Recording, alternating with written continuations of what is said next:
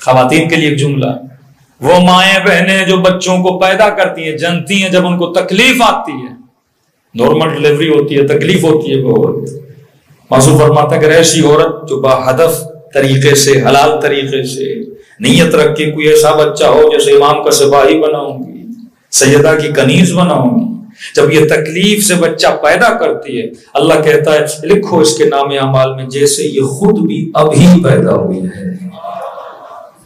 اس کی ساری برائیوں کو خدا کیا کرتا ہے؟ مٹا دیتا ہے۔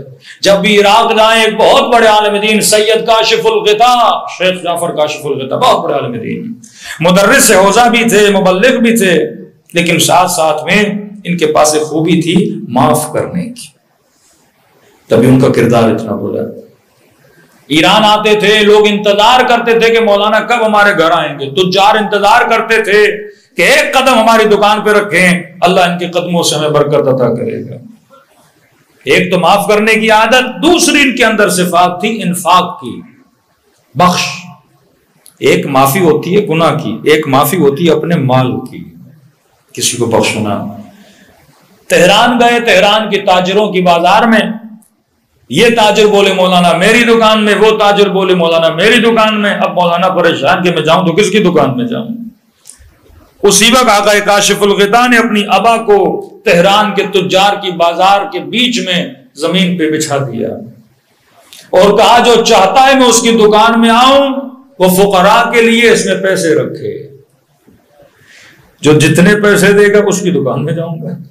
اب ایک تاجر نے کہا مولانا میں 20,000 دیتا ہوں میری دکان میں، دوسرے نے ضد میں آ کر کہا میں 40 دیتا ہوں، تیسرے نے کہا میں 60 دیتا ہوں۔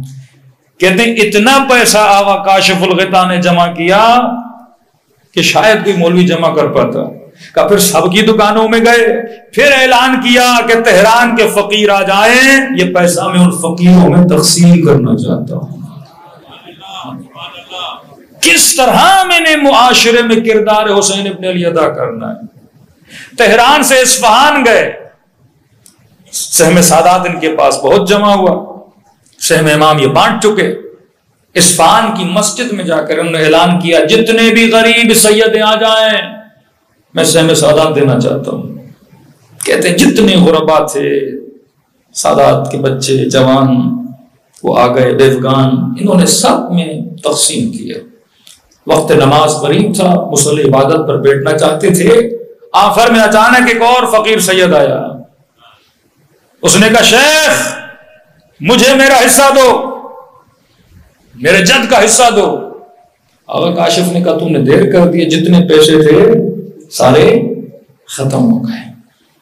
اس نے کہا مجھے پتا ہے تم مولوی بڑے چور ہو، توہین کرنا شروع کر دی، پیسے اتنے پڑے ہوئے مجھے نہیں دے رہے، سب کو دیے، مجھے کبھی ہے ہی نہیں، ہم نے اعلان کیا تھا اس ٹائم پہ آنا پیسے دیں گے۔ بعض لوگ ایسے حقاق ہوتے ہیں، بے ادب ہوتے ہیں، آنے کا نہیں ہے، سارے ختم ہو گئے، سب بانٹ دیا۔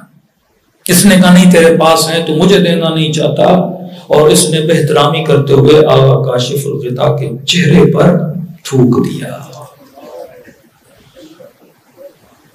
محاسن ان کے بڑے تھے، جب چہرے پہ لعاب دہن پہ لاؤ، ان کے مرید بیٹھے تھے، شاگرد بیٹھے تھے، سب نے کہا اس کو مارتے ہیں، کہ نہیں ہاتھ نہیں اٹھانا، میرے چہرے پہ تھوکا ہے، تیرا کچھ نہ جائے۔ ابا کے دامن سے چہرے کو صاف کیا، اس سید کو تو تھوڑی دیر ٹھہر جا، جو ہو سکا تیرے لیے کرتا ہوں۔ اسی وقت اپنی ابا کو مسجد کی زمین پہ بچھایا، کہ جس کی نگاہ میں میری داڑھی کی عزت ہے سید کے لیے تھوڑے پیسے رکھ لیں۔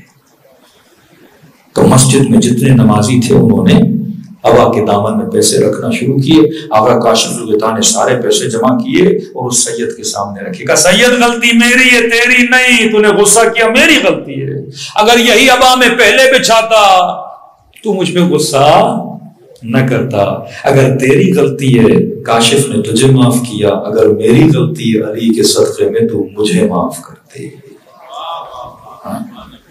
یہ وہ علماء حق جنہوں نے اپنے کردار کے ذریعے سے لوگوں کو سکھایا معاف کرنا سیکھو، معاف کرنا سیکھو۔